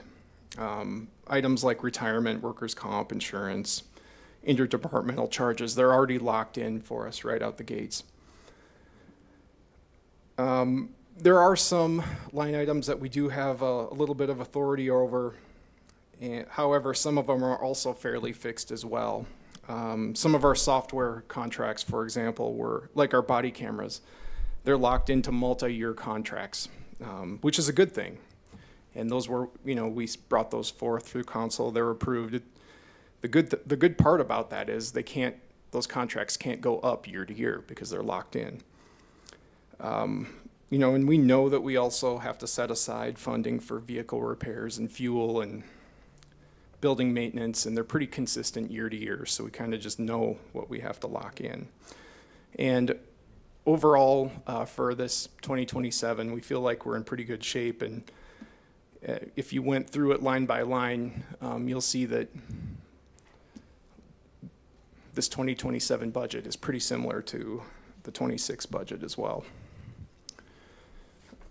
Did want to touch on some of the grants that we have continuing, and just in case you had questions on them or whatever that might be, our JAG grant, our Justice Assistance Grant, this is a grant we typically leverage for equipment. We go into this every single year with the county jointly.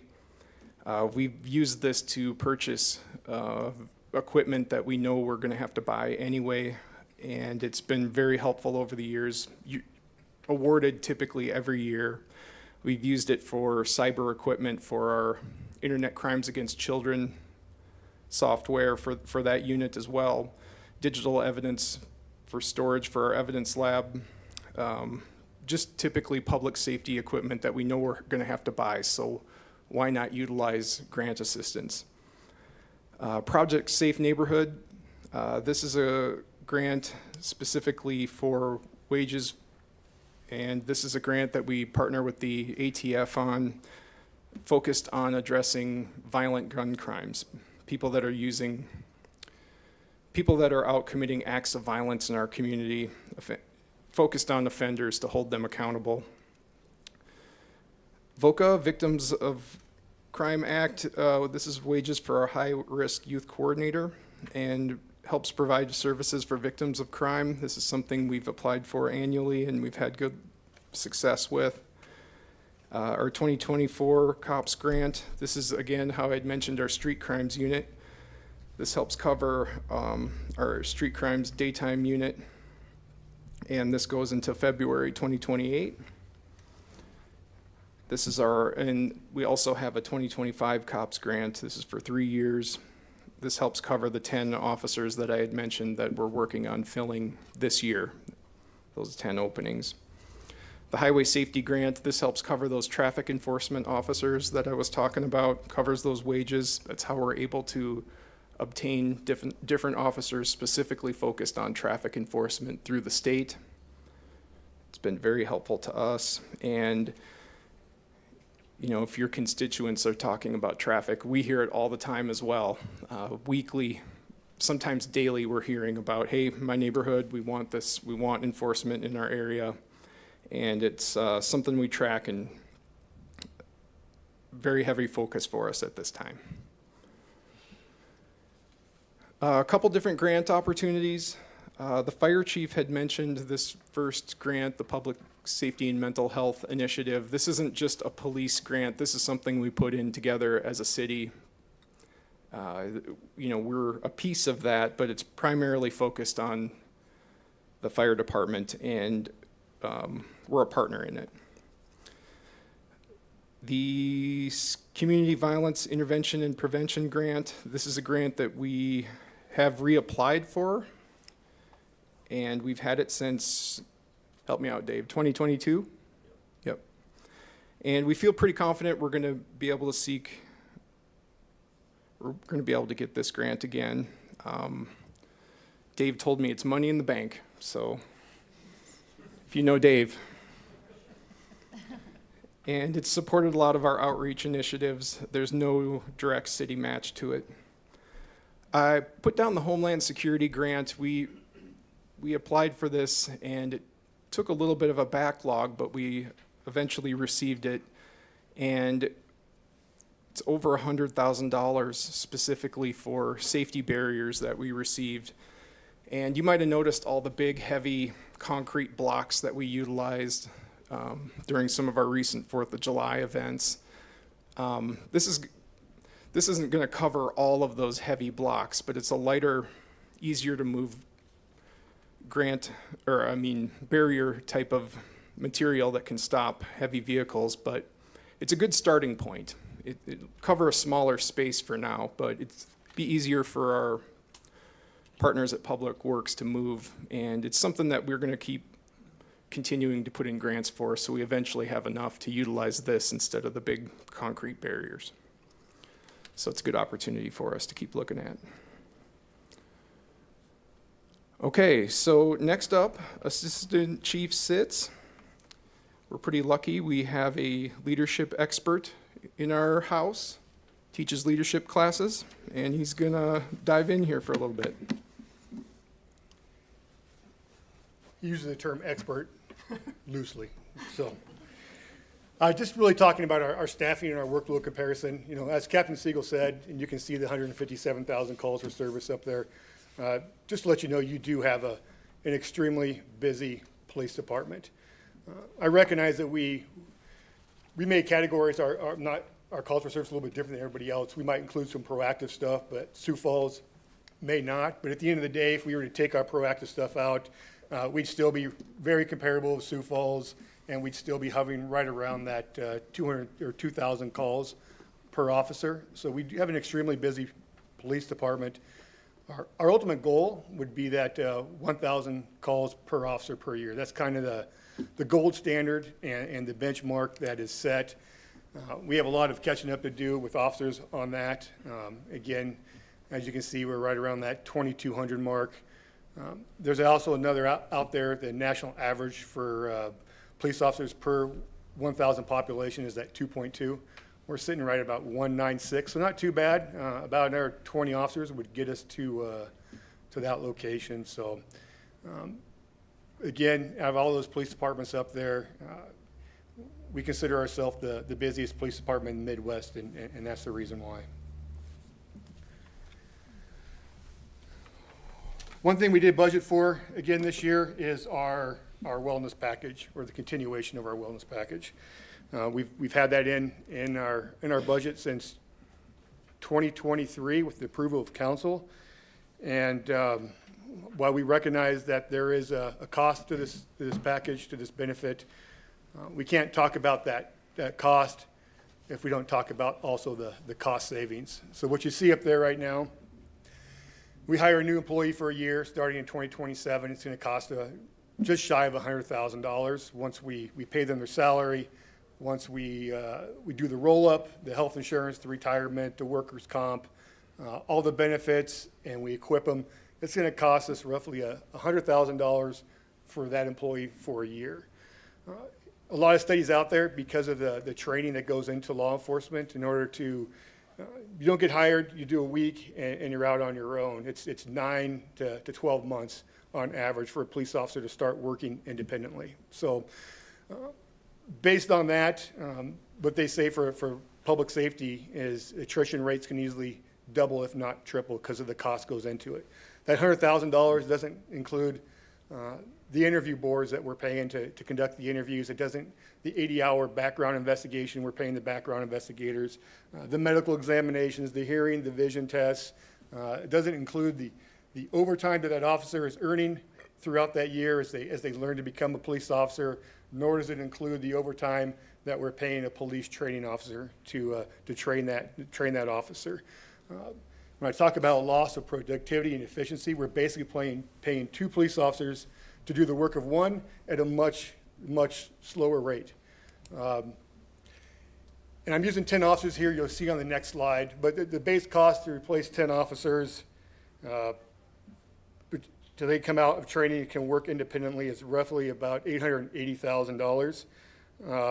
And to pay the training officers to train them for these months is about $900,000 for a total of about $1.7 million. That's how much it costs to train, equip police officers until they get out and can work effectively on their own. And here's why I'm using 10. So the 3 years prior to our wellness package that's been approved, we are averaging an attrition rate of 20 officers per year. We had an attrition rate of 14%. And since that time, since the wellness package has been in effect, we're at 6, 5, and 6% for attrition rates. That is unheard of in law enforcement. Law enforcement is still very routinely in averages that 14 on the low end and 20 to 25% on the high end.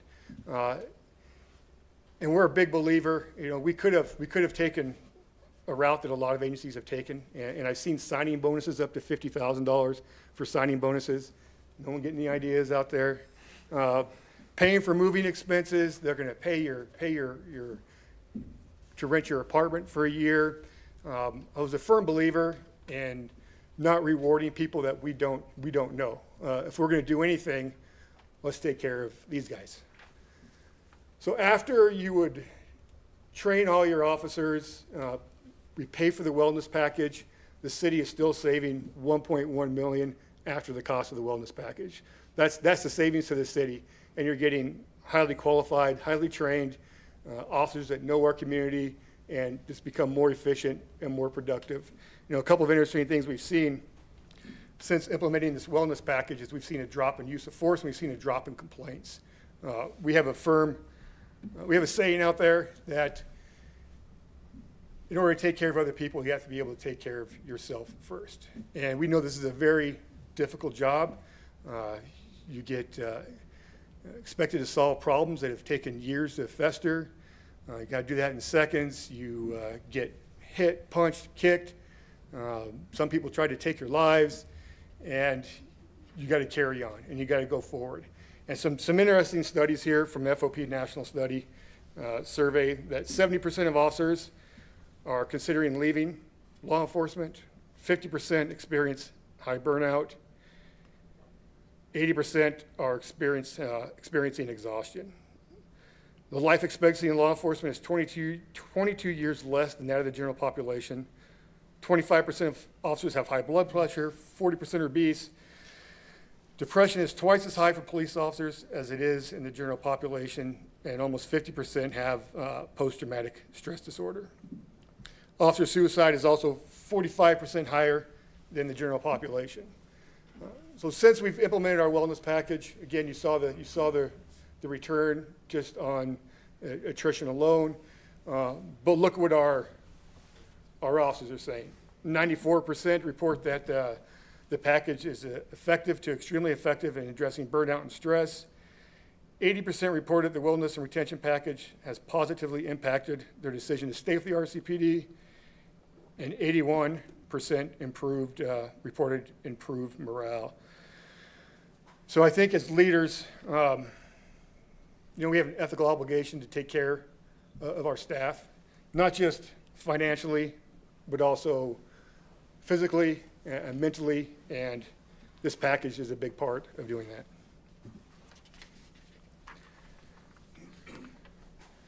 What you have here is our organization chart. You might be looking at it and thinking that's upside down. Well, we flipped it on purpose. We flipped it because it shows as a daily reminder as leaders that we are here to support our staff and not our staff supporting us. So we have that flipped. This rests outside the chief in my office, and it serves as that daily reminder that we have to invest in our officers and our public safety professionals, and we need to support them in their growth and development and success.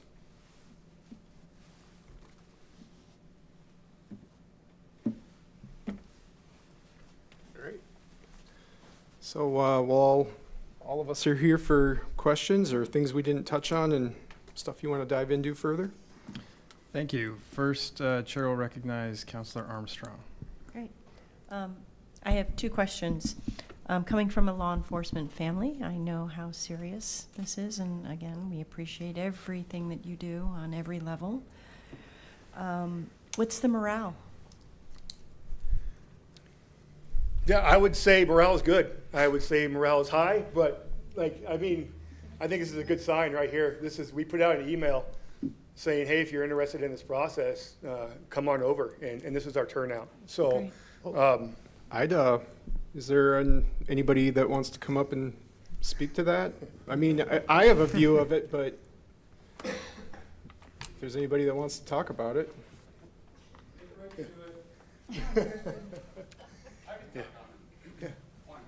Yeah, absolutely. and this is Sean. Sean's our wellness coordinator. Yeah, thank you. Yeah, you bet, buddy. Hello, thank you. Appreciate the opportunity. Always get in front, speak in front of people. But absolutely, the wellness package has been a night and day difference with the police department and morale, just how things feel when you enter a room. Before this, it's a little more bleak. It's a little harder, especially when those days are really difficult, when you have those calls that you're not going to be able to forget easily. It's hard to continue to come back to work every single day. One of the things I love so much about the police department, my experience, I was a military police in the Air Force, and the major difference between us, I mean, the work is way different, number one, but number two, the major difference is I made a decision one time to work for the Air Force, and I had to live that decision for 4 years. If I had a choice, I probably wouldn't have made that decision every single day. These guys make a decision every single day to come in to work. And they do it because they know they're being supported by their team, by their people, by their council members, by the community. And that makes a huge difference when we're talking about morale. So, love everything that we're doing. Thank you for your support. Great. And thank you for sharing your personal story. And it actually leads to my second and last question, I promise. Where do we find potential candidates? Is Lexia here? No, she's not. Oh, go ahead. You go ahead. Let Assistant Chief Sitz handle that. He's over our recruiting. Well, we hired Alexia Kalal. She's a talent recruiter. She's amazing. She does a great job. Branding. So we have a lot of stuff out on social media. We've done ads. Had ads on Monday Night Football. I don't know if anyone caught any of those or not. But, I think for most importantly, the biggest connection for us is right here. How word gets out from our staff is huge. Our staff knows who's going to make good police officers in this community and who's not. So word of mouth, community support, leadership support, and that's how we get the message out. And I think, of our last several hiring cycles, the majority have been local from our area, which is outstanding. Hey, just out of curiosity, how many people have military experience in the room? It's another good measure also for us. Well, and I met with several of your officers last Thursday and should be commended that, what was this, 30 years, 22 years, 19 years on the job. So thank you. Next, we will move to Greg Stroman. Thank you, Chair. I just have a comment. I think you bumped yourself out there. I just have a comment that, fortunately, my encounters with the police have been limited, but the times that I have been down to the public safety building, I've been extremely impressed with the way that Chief and anyone else that's in the area, whether it's the person at the window or it's the chief, all the way throughout the hierarchy, everyone treats the people that just drop in there with respect and try to be helpful to them and answer their questions, and they're very patient and professional with them, and I just really appreciate that. And the other question I have regards budgeting and funding. I wondered if you have had a chance to have time with Dr. Tamang to find out when the rest of the opioid settlement funds would be in, so that you can use for. Yeah. Is there any progress on that? I mean, I know that DSS is just really slow about doling that out, but it seems like. Well, if you have an update. I think the doc has probably more knowledge on it than I am, but I believe we're working through sort of a pilot program with the county. But Doc, you probably have more info on it than I do, frankly. Aggressive work in progress, sir. Yeah, that's probably a better way to put it. Next, we will move to Counselor Meyer. Thank you, Mr. Chair. This is more of a request.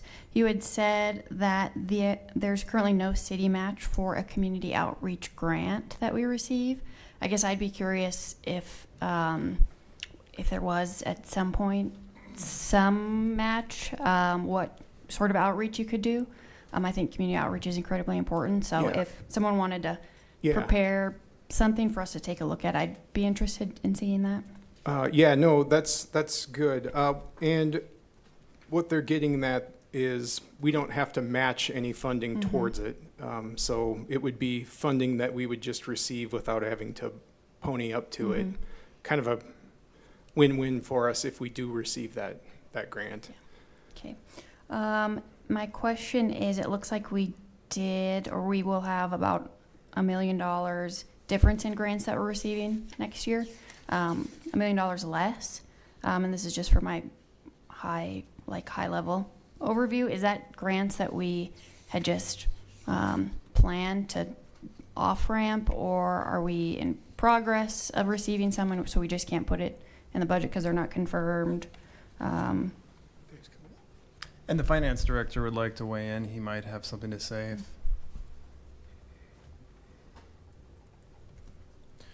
Thank you, Mr. Chair. Yeah, the majority of that is because we have several grants that we have used to help onboard the new police officers. However, similar to the SAFER grants that we have discussed for the fire department, most of those grants, including the COPS grants, they're heavy on the first year or second year, and then they start tailing off. And so as they start falling down, then the general fund has to provide that additional support. And so that's what's happening with the police department. It's not that, they're getting a lot of additional officers or anything else. It's just that the amount of support that they receive from the federal government is going to be reduced, which is part of the plan that we had going into that last year, I think, when we started looking at that. That's the exact same thing that we're going to see next year, and especially the year after in the fire department. So just to make sure everyone's on the same page with that, we're going to see the exact same thing happening. And in fact, the grants for PD likely will decrease again in 2028 because of the same factor. Thank you. We can get more and keep it high, though. Next, we'd like to go to Counselor Maher, pardon me. Chief, I know you've increased the usage of cameras. We've all seen in the media, there's getting to be a lot of pushback by residents because of too much surveillance, and they're so accurate now with our license plate numbers. Yeah. Can you just comment a little bit on that and what your plan is for this year? Are we adding cameras in certain areas? Yeah, so, I think the huge pushback is related to these flock cameras that have had data breaches and such. We in particular have stayed away from flock. We don't own any flock cameras. There's these apps out there, or there's a lot of social media out there that is very misleading, and we've tried really hard to debunk that. We do have license plate reader technology, and we've had that for years, but not in particular to the flock cameras. Now, we do have a couple of license plate reader technology type cameras that are up in our high gun violence and high violence type of areas. And we're trying that out on a year type of basis to see how that goes. The one thing I'll tell you about our cameras is that our technology is very guarded, and it's not being, monitored 24/7. It's very specific to the crime in particular. And this is technology that we've used to help us solve big cases. You might remember we talked about this publicly when people were raining down bullets from Skyline Drive a while back. this is technology we've used to help us solve cases like that and people that are having their vehicles stolen and such. So I don't know. To me, there's a big difference, and it's something that we're trying. And ultimately, we serve the people, and we'll see how this all pans out. We're guarding our technology very closely, though, and I do have folks that are experts in it. I know some of you have asked some questions, and the assistant chief and who's our other camera expert? Probably you. You're one of them. Do you have more detail on our R&P on it? Yeah, so our camera systems, there's a lot of rumors out there. They're monitored. We use them to monitor people. Essentially how our camera system works is if you're a victim of crime, let's say your car gets stolen, we will enter your license plate into the database.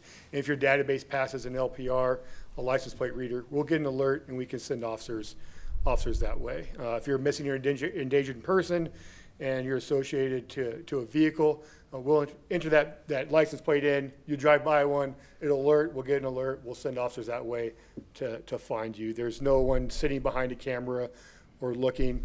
In case of, say, a shooting where we've had before, we can go back and we can say the shooting happened at this time.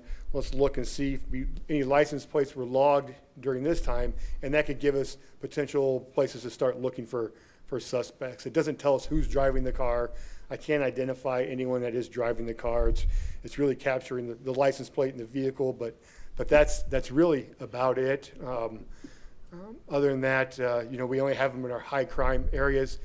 There's a misconception out there that using these you could follow people around. That's simply not the case. We have 4 in our high crime areas. We can't follow people around with 4 in our high crime areas. However, there are a lot of flock cameras out and about, and I see them. For example, I drove into the Lowe's parking lot this weekend. Flock cameras at both entrances. Some WDT flock cameras at all the entrances. So flock cameras are very popular amongst private businesses to monitor who's coming and going from the parking lots, but flock has nothing to do with the city of Rapid City.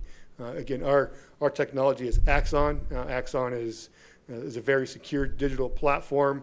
That's where it holds all of our thousands of hours of body camera footage. They're CGIS compliant.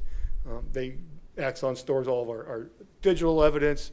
So we have a very secure platform with no known data breaches. And on top of that, we have a very strict policy on when and who can access the information from these systems. If it would be helpful to you, we can send you some information that details all of this out and get it to you so you could read it and take a look at it, and even some of our policy that really secures and locks down this information for you, if that'd be helpful.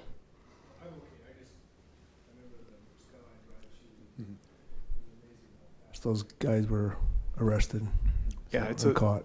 It's a public safety tool and a force multiplier that helps us when we are short of resources at times. And I would add on there that stolen vehicles, missing endangered individuals, and serious violent crimes is what these cameras are used for. They're not there to monitor traffic, investigate misdemeanor crimes, issue people citations for running a stop sign. It doesn't do that anyway. But it's stolen vehicles, missing endangered individuals, serious crime investigations.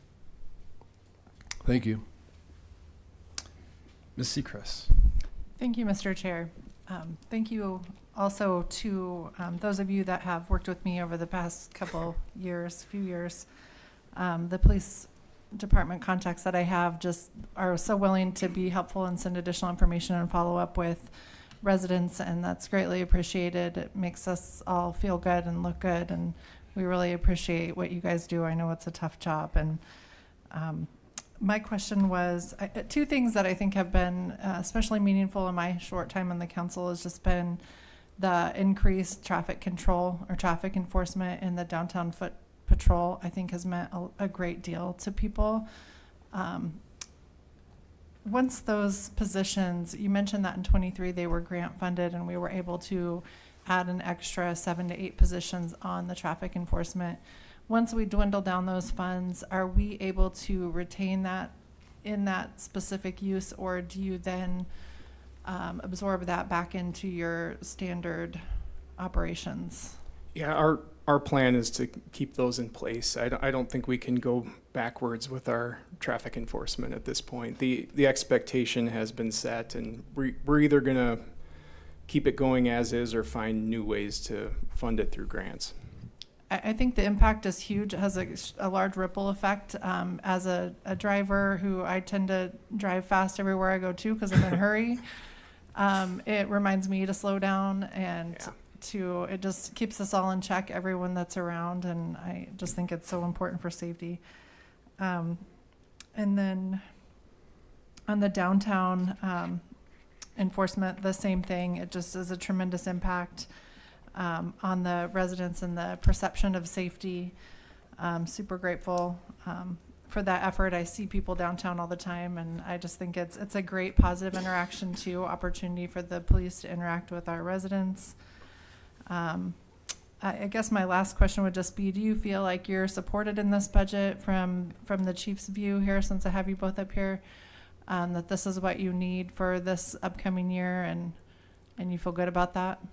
I feel good about it, and I also feel like I have support, for unforeseen things that might come up. An example would be a while back we had a drunk driver run into one of our buildings. It was an unforeseen expense that came out of nowhere, and we had to ask for some help from you to get some, get things going, to get an emergency fix going, and when things like that come up, it just seems like, not only the city, but you guys are there to help us out. So I think we're in good shape. I guess the other question that as we went through this is just, I can't wrap my brain around how we have so many calls for service comparable to the other communities that you had. Maybe it was just Sioux Falls comparison, but what drives that in Rapid City specifically? Is it just our unique geography, or it's just crazy? I think we just have, we have a lot of issues with alcohol. We have a lot of issues with drugs. And it's something that we continue to deal with every single day. We're trying to use very unique, we're trying to use very cutting edge methods for this type of stuff. The joint outreach that we're doing with the fire department, we're getting recognized at national levels for some of that type of thing. And, if anyone has, the answers and can write a book on it, I would buy it. We're doing everything that we can, and we, much like the fire department, we have a very incredible professional staff, and we run very effectively. And we're going to continue to monitor our staffing, because we all know we could use more. It's hard to come to you and say, hey, we want to hire 20 more people when we're still trying to hire 12 or 14 right in this moment. Like, we have to get these folks hired before we can add more, and we're going to need to do that in the future. Like, the numbers show it, our folks know it. Mm-hmm. It's hard to prevent burnout when you're that labor intensive day every day of your life. So, well, thank you all for your service, and appreciate you being here. Thank you. Well, I know it sounds like a platitude, but we're all deeply grateful for the work you do. And with that, I'll be looking for a motion to adjourn. All in favor? We are adjourned.